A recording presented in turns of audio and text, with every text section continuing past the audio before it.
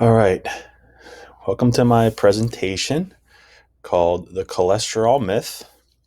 I'm excited to share this information with you guys. It's really important information, I think. And the cholesterol myth is basically that cholesterol causes cardiovascular disease. I'm going to go over um, some reasons why I believe that that's a false statement or a false idea. Um, and there's a lot of recent research that backs that up. Um, I am a chiropractor, but so I'm not a cardiologist, but there are cardiologists that agree with the perspective that I'm going to go over here. So let's go to the next slide here. So, what if everything you've been told about cholesterol is wrong? And really, that's talking about the idea that cholesterol is bad, that LDL is bad. Um, Cholesterol is essential for so many functions in our body, every cell in our body. So today we're going to go over what cholesterol actually is, why it's so important, why cholesterol has been demonized. We're going to go over how plaque forms. We're going to go over statin drugs. We're going to go over um, some true cardiovascular risk factors and how to assess them. And then we're going to talk a little bit about my opinion on the best diet for health and longevity. So, why is this conversation so important? Did you know that over 25% of US adults over 40 are on a cholesterol lowering medication? And around 50% of adults over 60 are on some form of cholesterol lowering medication, with statins being the most commonly prescribed. Even with this this fixation on lowering cholesterol, whether that be with diet or pharmaceuticals. Cardiovascular disease is still the number one cause of death in the United States. One person every 33 seconds dies from cardiovascular disease. So every minute, two people die from something that I believe is preventable in most cases. And I think we are really focusing on the wrong issue by fixating on cholesterol. So let's talk a little bit about, I'm going to go over some of the key um, parts that go along with cholesterol so that as we go further into the discussion, one, you're going to have the education and the tools to understand a little bit more about it, but really understand those studies when we talk about them later. So, what is cholesterol? So, cholesterol is a type of fat and is an essential building block of every cell in the body. So, if we remember from high school biology, um, the structure of the cell, that outer wall is called um, the cell wall or the cell membrane, and that is made up primarily of two components. It's going to be cholesterol and phospholipids. Both of these are dependent on LDL, that low density lipoprotein, um, to get brought from the liver out to the cells in the body. So again, a very important part of the cell wall, cell membrane. So cholesterol plays a crucial role in regulating the membrane fluidity and stability. It acts as a membrane stabilizer. We're going to talk a little bit more about how changes to the cholesterol levels, but also the type of um, lipid particles can really have a major impact on that stability, that fluidity. And then cholesterol can also influence the permeability of the cell, so how things enter and exit the cell. Both of these things, the stability, the fluidity, and that permeability, are essential to overall cellular health and just really important for overall health in general, but cardiovascular health for sure. So cholesterol is a building block for steroid hormones. So every steroid hormone in our body um, needs cholesterol. So that's going to include cortisol, testosterone, estrogen, progesterone. All the sex hormones are derived from cholesterol. And these steroid hormones affect a wide variety of physiological processes, um, including, but not limited to, the control of metabolism, inflammation, immune functions, salt and water balance, libido. So, reducing cholesterol can have negative effects on these processes and functions. And one thing that we know is there is a serious issue with hormones in our culture, male and female. So when we again have this fixation on lowering cholesterol, that can negatively impact hormone levels. So cholesterol is essential to health and longevity. We're going to dive into this a bit more later on, especially when it comes to the connection with brain health. Um, and already, just by going over those couple little slides before, can we see how reducing cholesterol may cause significant health problems? And then we're going to also go over a few studies that have linked higher levels of cholesterol with increased longevity. So that really um, goes against the whole lipid hypothesis, which is that high cholesterol, high LDL causes heart disease. They call it the lipid paradox in the studies that they've done. So it's very confusing for these researchers that are, you know, really fully believing that LDL and cholesterol cause heart disease. So what about LDL and HDL? These terms might be familiar to you. These are commonly on all lipid panels. These are what your doctor will go over with you, among a few other things, triglycerides and total cholesterol typically. Um, But so LDL and HDL are actually not cholesterol. They are the transport mechanism for cholesterol, among other things, triglycerides, phospholipids, vitamins, proteins. So these do not just contain cholesterol, but other nutrients and elements of the body. So LDL and HDL stand for low density lipoprotein and high density lipoprotein. So LDL actually transports these cholesterol, triglycerides, phospholipids, vitamins, proteins from the liver out to the rest of the body. HDL picks up the cholesterol and these other elements as well, and nutrients, and brings them back to the liver. All right, so LDL brings it out, HDL brings it back in. So is LDL bad cholesterol? That's what we always hear. LDL, bad cholesterol. So first of all, there's no such thing as bad cholesterol. All right.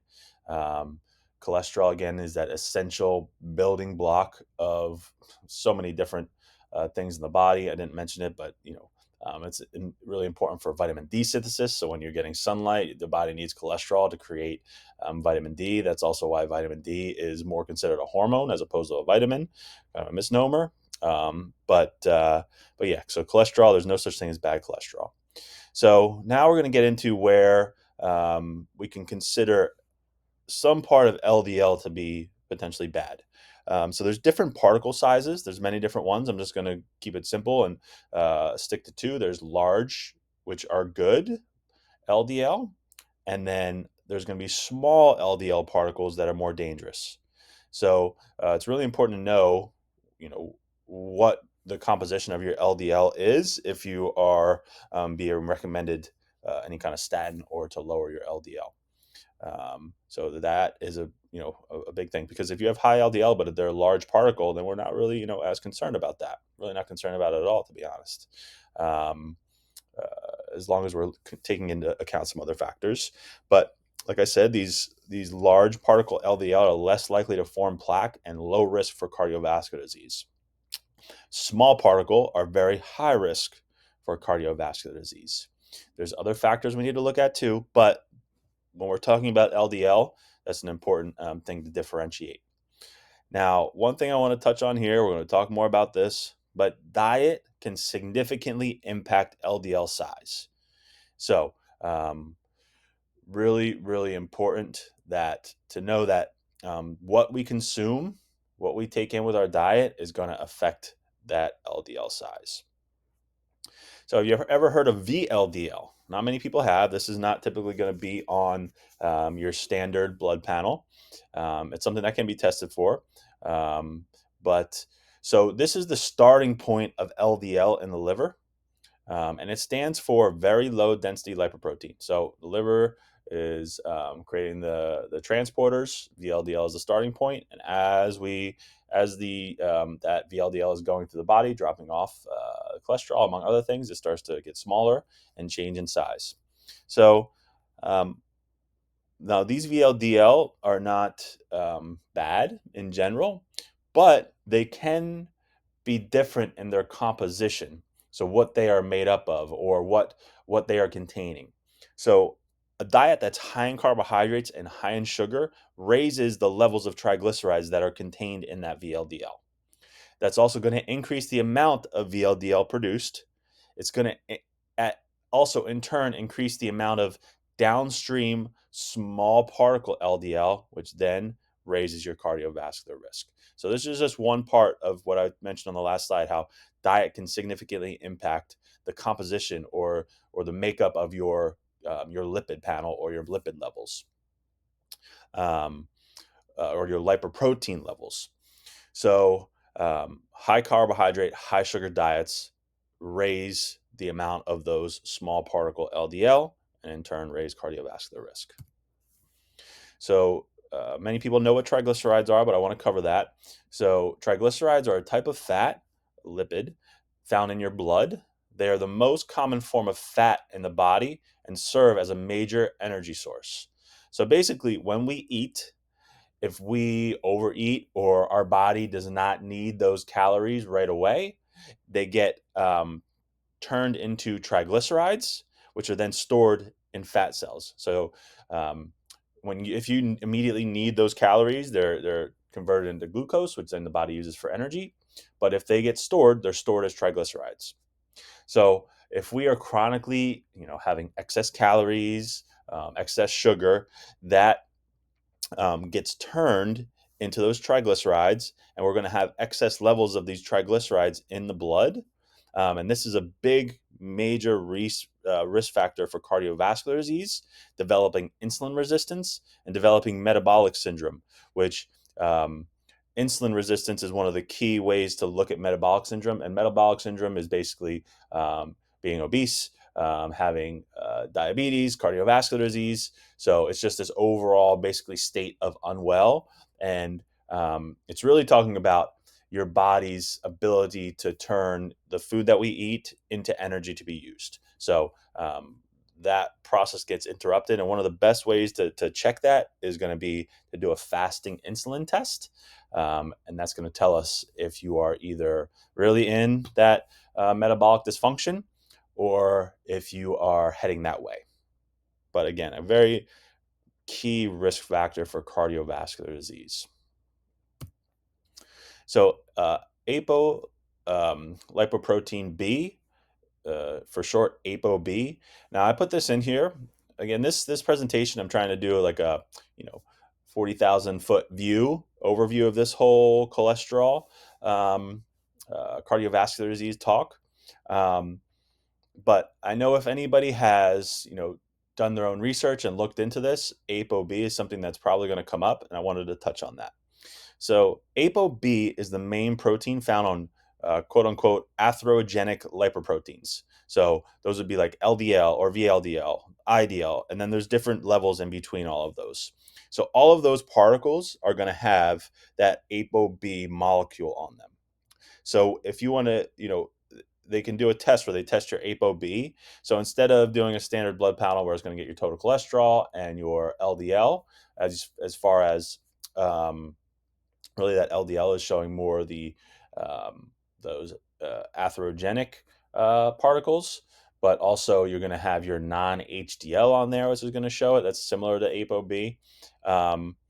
But basically, this is going to show the total number of plaque-causing particles in the blood. Now, in my opinion, this is not a very good predictor of cardiovascular disease because it's not taking into account some of these other factors, like insulin resistance, triglycerides, particle size, because you can have those large, they're termed fluffy LDL particles, which will contain ApoB, but are not really atherogenic, or plaque causing. So I think, again, this can give us more information, but just using ApoB as a risk factor, I don't think is the best way to go about this. So how does plaque form? Um, Really, it starts with some kind of injury to the inner lining of the artery called the endothelium, and that gets damaged. At that point, LDL enters through the endothelium, and there's actually growing evidence that shows in a healthy environment, LDL helps heal the damaged arterial wall. So that's a little bit counter to what the thought is, that LDL just causes um, plaque or atherosclerosis. Um, Again, in a healthy, non-inflamed environment, there's growing evidence showing that LDL actually helps to heal the damaged wall and then leaves. Does not get stuck there like it does in an inflamed environment. In an inflamed environment, the LDL enters that arterial wall, oxidizes, becomes trapped, and then white blood cells come to digest that oxidized LDL and become foam cells. So then those foam cells get stuck in that inflamed, kind of like toxic soup there. Um, this process then compounds and repeats itself until that plaque builds. But it's really the key thing, and the kind of the key overview of this whole talk is that in a healthy environment, LDL is not causing plaque.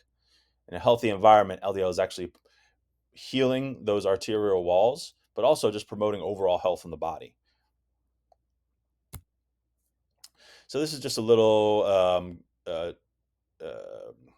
chart showing how this process happens. We can see the LDL enters into the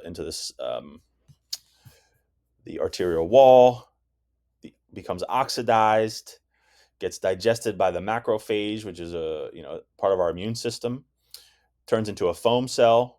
These foam cells then get stuck, become an atherosclerotic plaque, and then over time, those cells really die out and become necrotic. So there's this like a dead, again, like toxic soup. And we can see that the cell wall, the up top here, is actually bulging up, and that's what's going to cause the narrowing in the artery.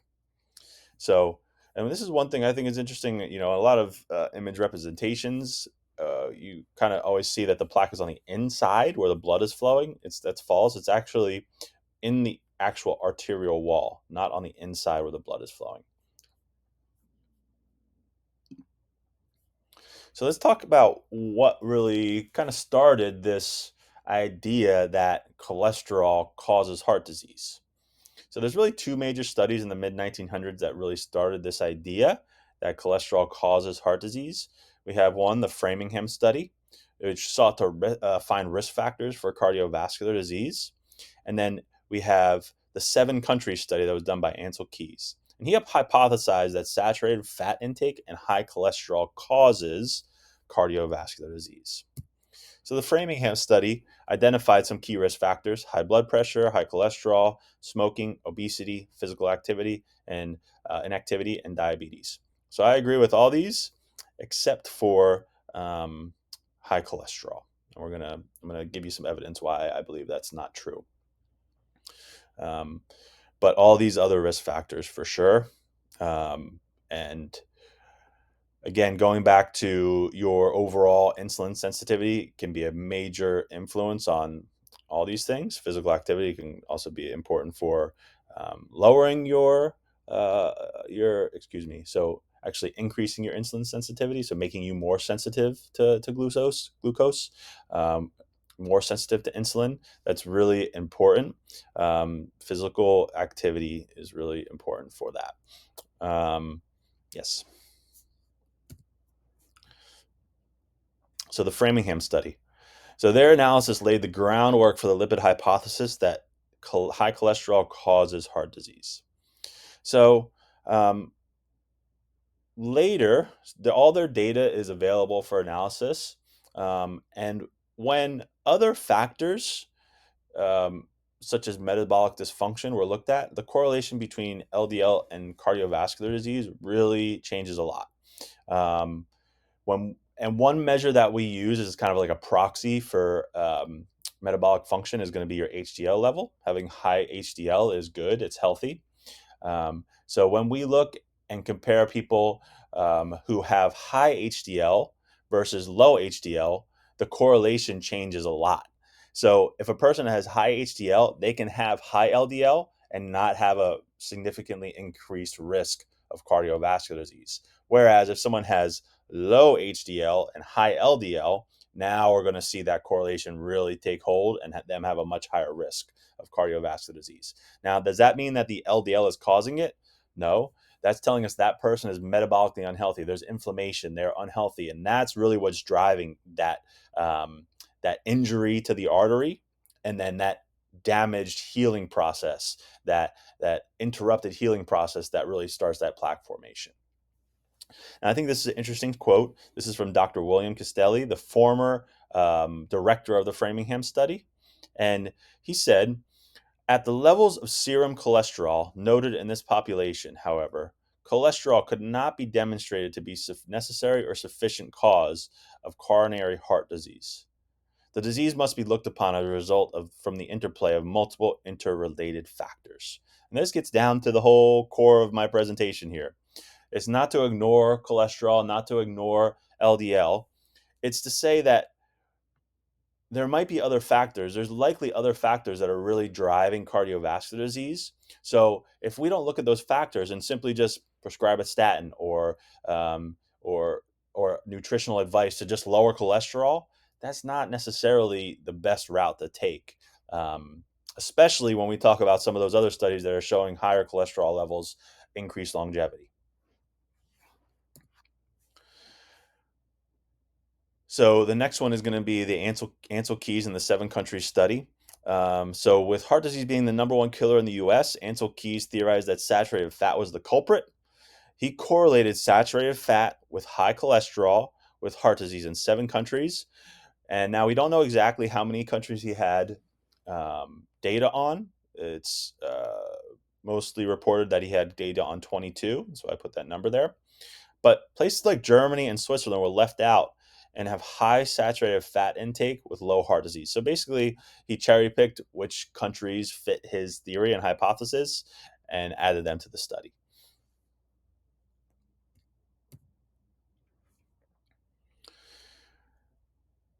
So, what was the result of these studies? So this study, among others, funded by the sugar industry. The sugar industry had a major influence on a lot of the studies coming out in the mid 50s, 60s, 70s. And these influenced the nutritional guidelines starting in the 70s with low fat, high carbohydrates as the recommendation. Now, I know a lot of people that will be going through this presentation with me lived through that, the low fat trend, everything low fat, low fat, low fat. Um, and that was all driven by some of these studies that I've talked about, among others. Now, since we've gone to that nutritional recommendation, heart disease is still the number one cause of death in the US. Now, while the percentage of deaths have decreased due to modern medicine, so when you go to the hospital, you're going to get the best care in the world for, especially emergency care. They'll save your life, but the rate of cardiovascular disease has steadily risen. So the rate of having the disease has risen, but the deaths have come down due to our quality of life saving care that we have in our country here.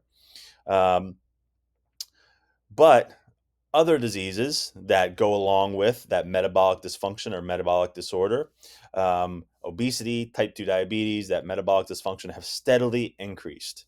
And since 2014, life expectancy has been decreasing. So, with all the advancements, all the money that's spent on modern medicine, our life expectancy is going down. This food pyramid on the right is showing what the recommendation was, um, with the base being all those carbohydrates and sugar, basically. And then we can see that saturated fats are up towards more the top of the pyramid, um, where I think they should be at the base.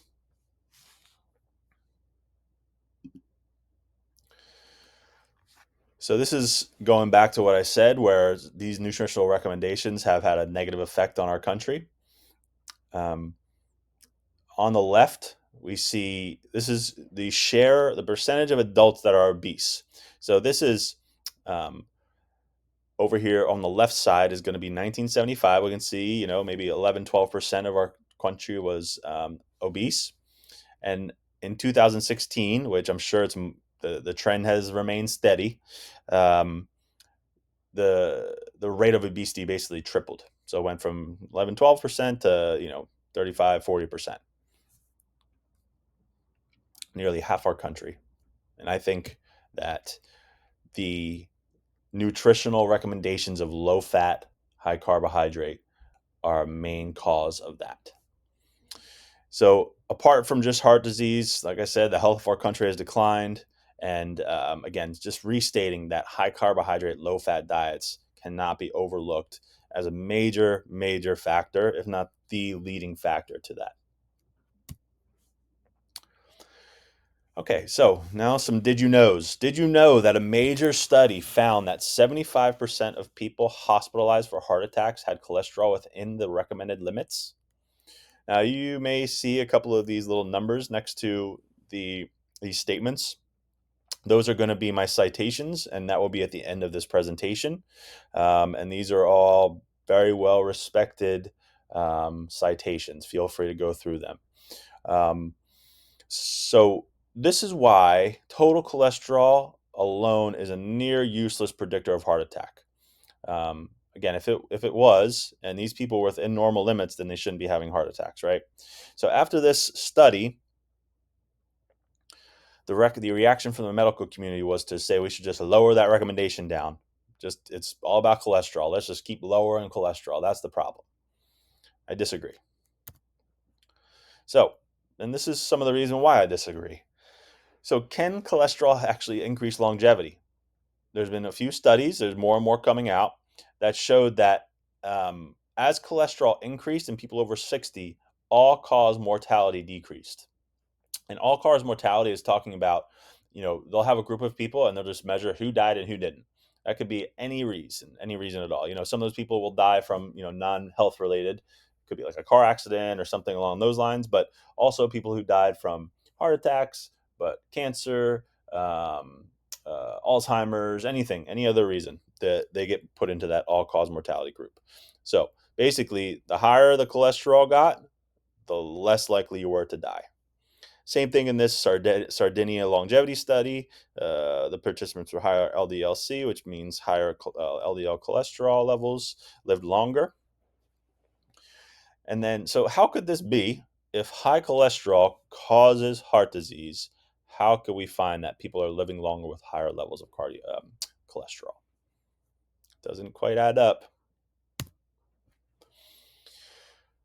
Again, why does all this matter? So these studies and guidelines have led us to avoid saturated fat, as it is said to increase total cholesterol and in turn heart disease. So I'm going to tell you right now, if you eat more saturated fat, your levels of cholesterol will rise. They will increase.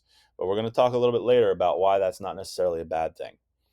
And then a large meta-analysis, which a meta-analysis is going to be the gold standard for research, because they're looking at however many different studies. They take all these different studies, put them together, and combine all the data to come up with a more well-rounded look at whatever they're looking at. So this large meta-analysis in 2015 found no relationship between saturated fat and heart disease. There was also no association with all-cause mortality.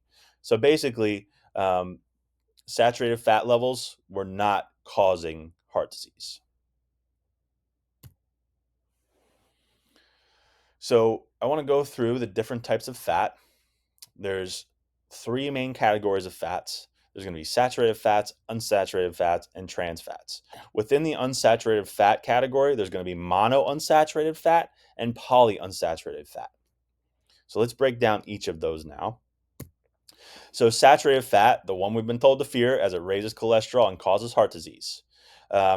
So the way that we get saturated fat is a lot from animal sources, typically. The thing that people think of first is going to be red meat. but you get it from butter, ghee, tallow. Coconut oil is very high in saturated fat. These fats are going to be more solid at room temperature. So think of your coconut oil that you have out on your counter. It's going to be solid as opposed to something like an olive oil, which is going to be liquid. Um, so these are more stable for cooking. Now, my recommendation, what I cook with, the most stable um, oil or fat to cook in is going to be tallow. Okay, that's what I use. Now, these saturated fats actually have been shown, again, you can check the citation there, to raise HDL. And remember, we talked about earlier how having a higher level of HDL is very protective for cardiovascular disease. But many times, if you go to your cardiologist or your primary doctor and your cholesterol is high, what are they going to tell you to do? Cut red meat, cut out saturated fat, which again will in turn lower that HDL, which is protective. Saturated fat also raises the large particle LDL. Again, large particle LDL are not typically atherogenic. So they are the good form of LDL. They're what we want. We want the large particle HDL. So following the Key study and others in 1961, the American Heart Association, the leading body of heart health in our country, recommended reducing saturated fat and increasing polyunsaturated fats, seed oils. Why is that a bad thing? So, unsaturated fats there's two subtypes. So we have monounsaturated, which is going to be more whole foods. It's going to be olive oil, avocados, almonds. They are more stable than polyunsaturated fats or trans fats for cooking.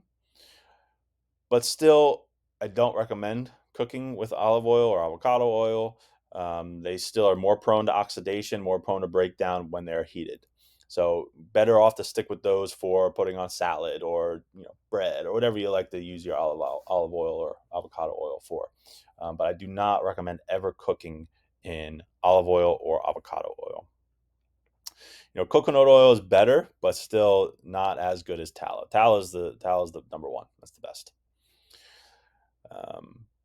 So let's look at polyunsaturated fats. So they're going to be omega-3 and omega-6 fats. They are less stable, more prone to oxidation. Think about your fish oil. You have to keep it in the fridge because if you leave it out, it oxidizes. It goes rancid. But they're going to be found in fatty fish, flax seeds, chia seeds. Now your omega-6s, these are the ones I really want to talk about for a minute, are going to be vegetable oils, seed oils. Very inflammatory in high amounts. Oils like soybean, corn, sunflower, canola. There's small amounts found in animal sources, but more in line with the ratio that we want. Our ancestors, so think of anybody living before the 1900s or early 1900s, would have consumed an omega-6 ratio of 1:1 to 4:1. Now we consume a ratio of 15 to 25 to 1. So we are getting a massive amount of omega-6s. A lot of that coming from the oils that we cook in. Also, every single packaged food that you buy, I mean, almost everyone. There's some that are really good brands that don't put these in, but it's very rare. Almost all of them are going to have you know high fructose corn syrup or soybean oil or corn oil or canola oil, even like a good organic product like some of these products like Amy's. I like their stuff, but you look on the back and most of the time they're going to have um, canola oil or sunflower oil or soybean, one of these oils in there, and they are just really, really throwing off our omega-6 to omega-3 ratio, which again is very inflammatory, and inflammation is a main driver of cardiovascular disease. The inflammation also makes our cells more prone to oxidation. It's going to affect that membrane, that cellular membrane, like we were talking about earlier, making it more prone to oxidation, which remember, when those particles become oxidized, that is what really drives that plaque to form and generate. So I really believe that these seed oils are are really damaging to our overall health. And they are said by many to be healthy because they lower our total cholesterol, but they are lowering the good levels. They're lowering HDL. They're lowering um, large particle LDL and increasing our levels of small particle LDL. So, really, in my opinion, and based on some of the literature, they make us more at a risk for cardiovascular disease. So the last type of fat I want to talk about is trans fat. They're found trace amounts in our normal, whole foods, but most of the trans fats are synthetically produced and added to foods. In 2018, trans fats were banned by the FDA, but of course not fully. If there is less than zero point 0.5 grams per serving, it can still be added to your foods.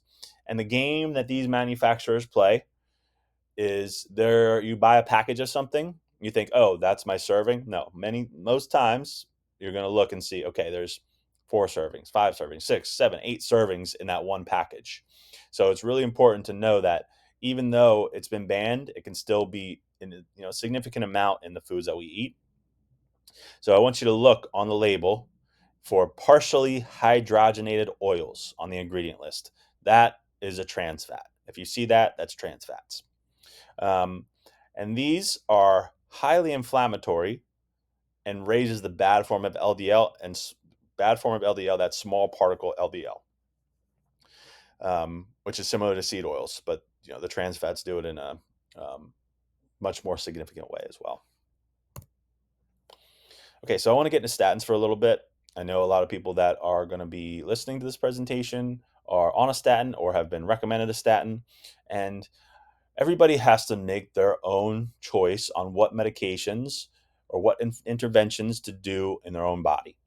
But I think it's really important to have the information to make that decision, to make an informed decision.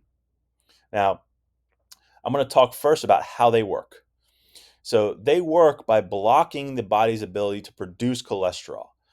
Our body actually produces 80 to 85% of the cholesterol that's in our, used in our body. The liver does that.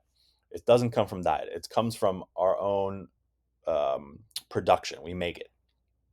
So statins interrupt that synthesis, that production of cholesterol. Um, and these drugs are powerful. They are powerful drugs that are generally prescribed when people have a total cholesterol over 200. And most of the time, many times, other factors are not considered. That's just standard of care. When we get a total cholesterol that's a little bit higher, over 200 typically, it varies a little bit, um, a statin will be recommended. A statin will be prescribed. No thought of looking into the particle size or if there's metabolic dysfunction. It's just over that number, statin.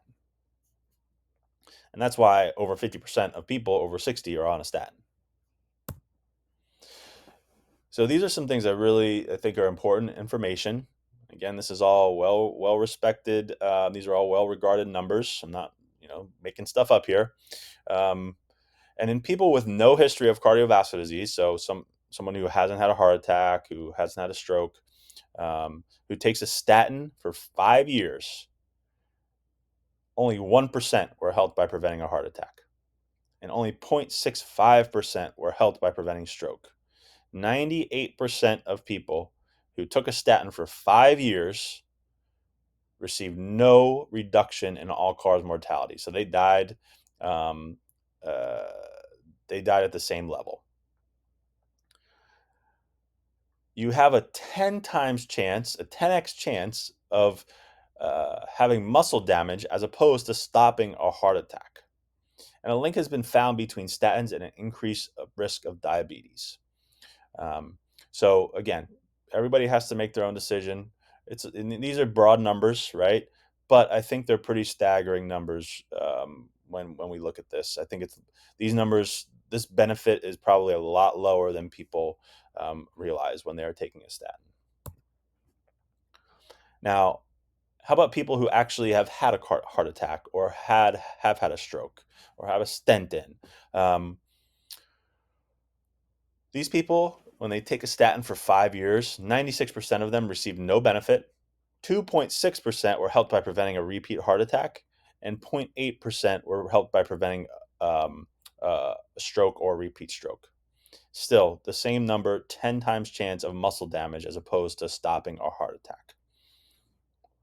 Now, we're going to talk a little bit more about it further, but the statins that are more likely to cause the muscle damage are going to be the lipophilic statins, the fat-soluble statins, and we'll go over the list of which ones are which. This is an important chart. So this is from the Journal of the American Medical Association. Again, this is all very legit stuff that I'm showing you here. So they looked at a specific statin, pravastatin, versus usual care. Now, their usual care group, 30% of them were also on a statin, just a different one. But still, this is going to be a comparison of this pravastatin versus usual care. So in the top left, we see all-cause mortality by age group, 65 to 74. You can see more people died that were on the statin than the people that were in the usual care. On the right, it's the same age group, but just talking about coronary heart disease, so actually having the heart disease. And it showed that people with pravastatin actually were a little bit lower than the usual care group with coronary heart disease.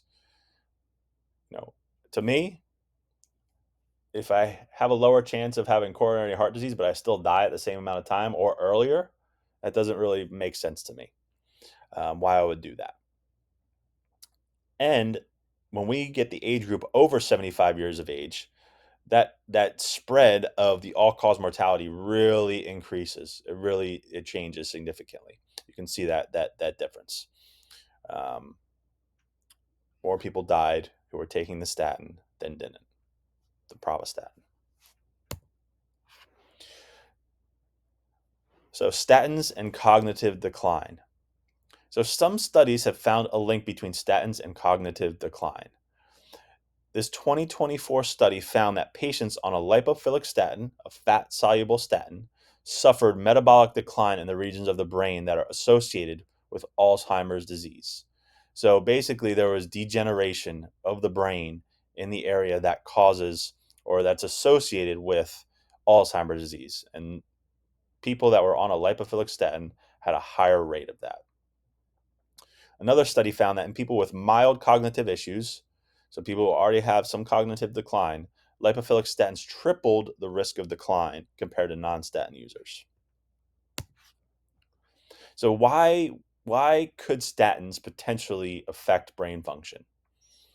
So this is pretty interesting, but the brain is 2% of the total body weight, but holds 25% of the total cholesterol in our body. So 1/4 of the cholesterol in our body is in the brain. Why is that? So cholesterol is really important for nerves. It's important for their nerve structure. It's really important for the myelin sheath, which is basically a fatty membrane on the outside of the nerve that it really transmits those nerve impulses. So super, super important. Things like ALS. That is a demyelination of the nerves. So we can see, you can see how when someone has that, how they just deteriorate. That myelin sheath is really important, and cholesterol is essential for that. So cholesterol is actually produced in the brain. So for the rest of the body, the liver produces the cholesterol, and then we also get some from our diet. But for the brain, it produces the vast majority of the cholesterol that it uses. So these lipophilic statins are actually able to cross the blood-brain barrier, which then could interfere with that cholesterol synthesis, that production of cholesterol. That's why the lipophilic statins are shown in studies to have a much greater effect on this potential cognitive decline. That's also why lipophilic statins are more powerful, they're stronger, but you're more likely to suffer from that muscle deterioration or that muscle damage from the lipophilic statins. And here is the list of them. I'll let you read that. And I know Lipitor is a big one that's widely used. But then the hydrophilic statins are going to be water soluble. And again, these are a little less potent. And that study that I showed before, that chart from the Journal of the American Medical Association, was looking at pravastatin, which is going to be a little bit of a less potent one. So now let's think of a more potent drug and what those numbers would look like. But anyway,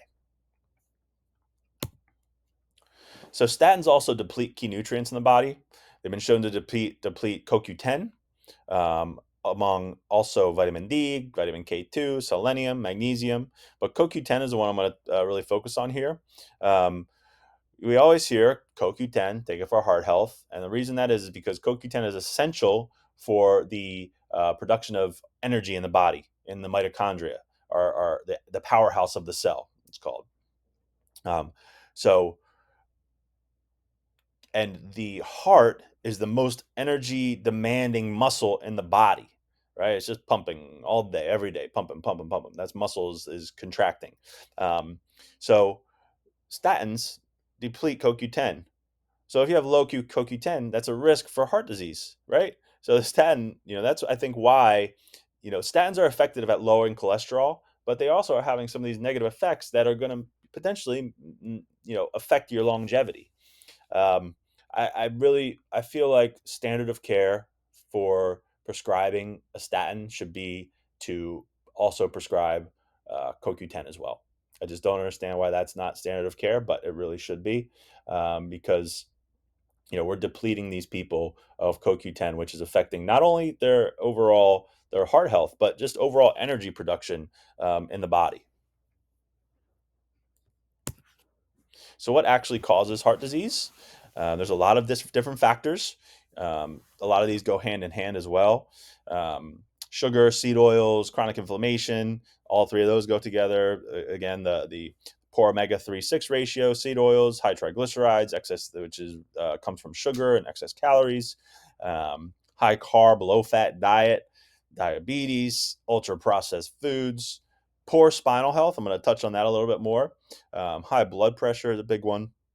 Those small particle LDL, sedentary lifestyle, genetic factors for some people, and then smoking. And it's really a combination of a lot of these factors that causes heart disease. It's not one thing. It's not just LDL. So, how can spinal health affect cardiovascular disease? Um, so, the brain controls all the functions of the body, right? And the spine protects the central nervous system, which is like the main highway for those messages out to the rest of the body. So if the spine is misaligned, if there's a disc injury that's putting pressure on a nerve, if there's degeneration, those messages could be getting interfered with. And that includes messages going from to and from the heart, from the brain out to the heart and back. Um, One thing that's been widely researched is subluxations or misalignments in the upper neck have been shown to affect blood pressure, which is a major risk factor for cardiovascular disease. And having a healthy spine is essential to overall health. So if our spine is not healthy, that can affect the health of other parts of the body, any part of the body really, which the heart a lot of times will bear that extra stress as well. And really, the only way to check and see if you have a healthy spine and to know if you have those subluxations or misalignments or have degeneration in your spine is to do x-rays. That's really the best way to see what the health of your spine is. Everybody should do that. That should be a standard screening for your health. And for anyone who's listening to this, we're offering a special in our office of $27, and that covers the exam, the x-rays, that if necessary, um, and it covers the consultation and go over those x-rays. So we're really making it as accessible as possible for people to come and have their spines evaluated to check that spinal health. Just really important for cardiovascular health, but also overall health. So I want to go over a couple of studies before we finish here, and this one is huge. This is really hard to overcome if you are a proponent of the lipid hypothesis that LDL causes heart disease.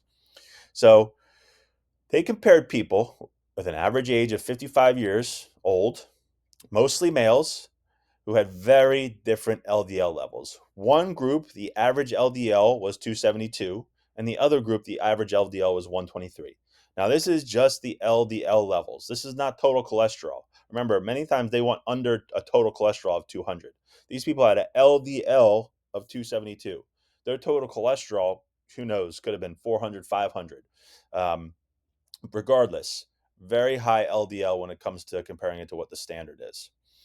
Um, Now, the high LDL group had been on a ketogenic diet for an average of 5 years. So this isn't like people had just changed their diet 3 months ago and their LDL went up and they took a snapshot then. No, these people had high levels for a sustained period of time. And the low LDL group was not on any specific type of diet. What they found when they looked at the plaque buildup was no difference between these two groups. How is that possible if LDL causes heart disease, causes cardiovascular disease, causes plaque buildup? An average of 272, that is sky high. If you have an LDL of 272 and you walk into your regular primary care or cardiologist, they're gonna flip. They're gonna freak out. Um, and these people had no difference in their plaque buildup. Um, and I really believe that is because they were healthier. They were on a healthy diet. They had these people also. It's important to know this because I don't want people to just ignore LDL. I don't want people to ignore cholesterol. These people that had this high average LDL also had low triglycerides and high HDL, which again, those are two markers for good metabolic health. All right, so that is a key part of this. So one last study. Um, Another study in 2025, so recent study. This one found that reducing saturated fat intake did lower LDL levels, which we talked about earlier. Saturated fat will increase your LDL. So reducing saturated fat lowered your LDL levels, but did not reduce heart attack or death. So when I look at a standard lipid panel with any of my patients, LDL is not something I'm really focusing on. Um, I look at it, but it's not what I focus on. I want to see what the triglycerides are. I want to see that they're under 100 ideally, but under 150 at most. I want to see an HDL above 60. Now, this is just a general, again, these lipid panels do not give us a very good picture, but those are some of the things that I look at. Let's look at what I would, if someone comes in and I don't really love what I'm seeing with their lipid panel, or they're a person who really wants to dive deeper into their cardiovascular health.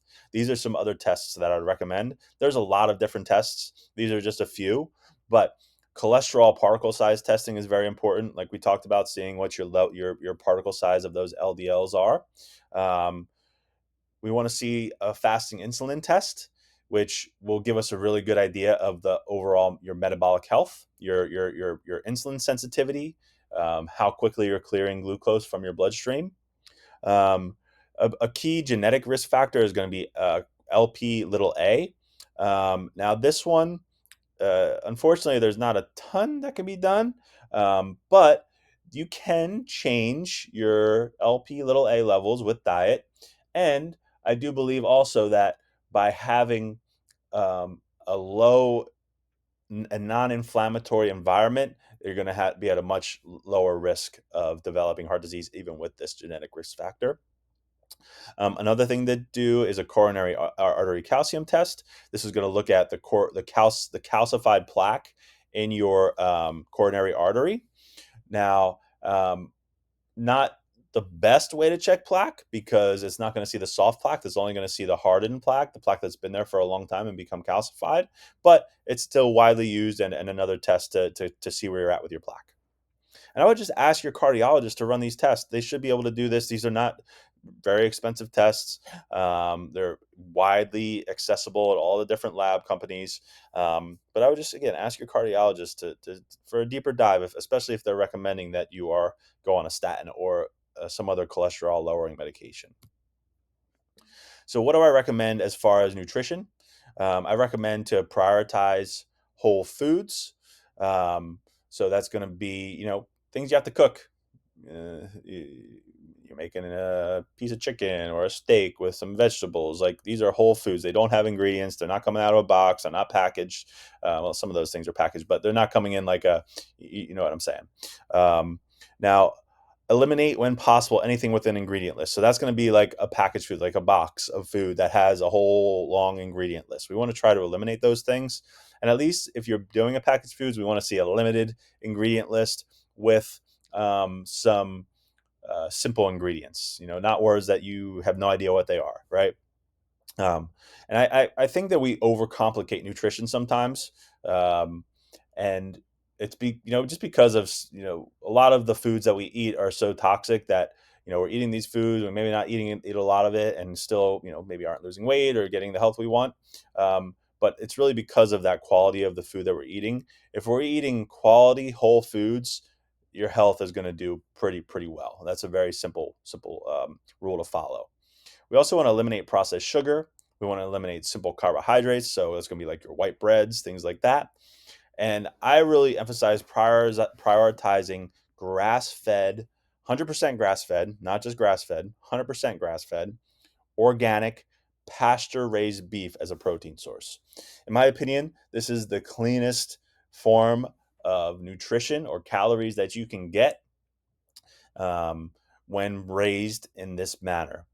So when a a cow is raised in a feed lot or a food lot, or a feed pen, they're going to be fed a lot of grains. Now, typically those grains are going to be corn and soy as well, which is going to raise those levels of omega 6s again, leading to a more inflammatory state. Now, while I think a regular, normal steak is better than a lot of things, it's just, if we're going for the optimal nutrition, that is what I look for: 100% grass fed, organic, pasture raised beef. Um, we also want to eliminate seed oils, especially when cooking. Use tallow. Do not cook with seed oils, please. They just oxidize very quickly and lead to issues, inflammation. We want to get our carbs and our sugar from organic fruit and raw local honey. And then try to incorporate organ meats into your diet from quality sources. So um, I know it might sound a little gross, but organ meats are extremely nutrient dense. They're really good for you. For example, like heart has a ton of CoQ10, liver is like a multivitamin. So they're just really good for you. Now, the way that I incorporate them into my diet is through um, these ancestral blend ground beefs. So um, the ground beef will have all these organs mixed into it, and then you can make a burger or you can make tacos with it, whatever you want to do. It's just an easy way to get those organs into your diet without maybe um, some of the grossness that may be associated with like cooking up liver or something, or kidney or something like that. So that's an easy way to do it. We also, in our office, um, offer functional health and weight loss.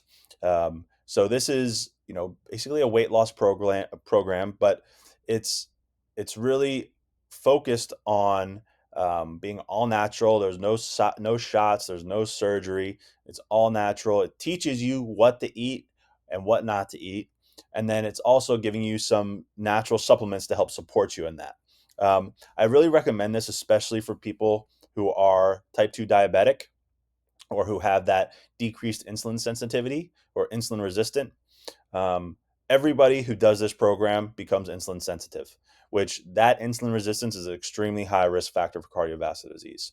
So, really recommend anybody in our local area, or not. We can do this virtually to, um, if they need some help, need some guidance, to reach out to us at Functional Health and Weight Loss Lake Nona.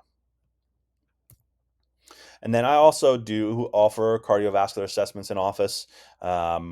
I can review your blood panels. I can order any blood work that is needed. I can offer nutritional guidance and follow up testing so we can see where you're at, change some things with the diet, maybe add some exercise, things like that. And then do a follow up test. And the good thing about a lot of these blood tests, especially when it comes to like cholesterol testing, they're not super expensive. They're very accessible, and I can provide that. I'd be happy to. So our next workshop is going to be August 25th, and it's about living to 100. Um, and it goes hand in hand with this talk that we had today, as cardiovascular disease is the number one killer. But despite the most healthcare spending, Americans are in worse health, die earlier, and suffer from more diseases than any other wealthy nation. Among other countries studies in the U.S., among other countries studied, the U.S. was in last place or close to last place in 9 benchmark areas. And in this workshop, we're going to go over the 5 pillars of health and longevity. So we're going to be really focusing more on the how-to of living healthy. I hope you all enjoyed this presentation. If you have any questions, please feel free to email me.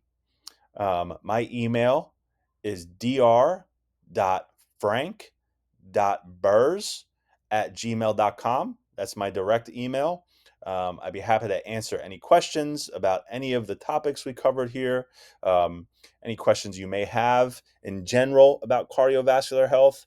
And also, this last page is going to be my citation list. Please feel free to go through any of those, and just if you have any kind of critiques of this presentation, I'd love to hear that as well. But yeah, thank you guys for listening.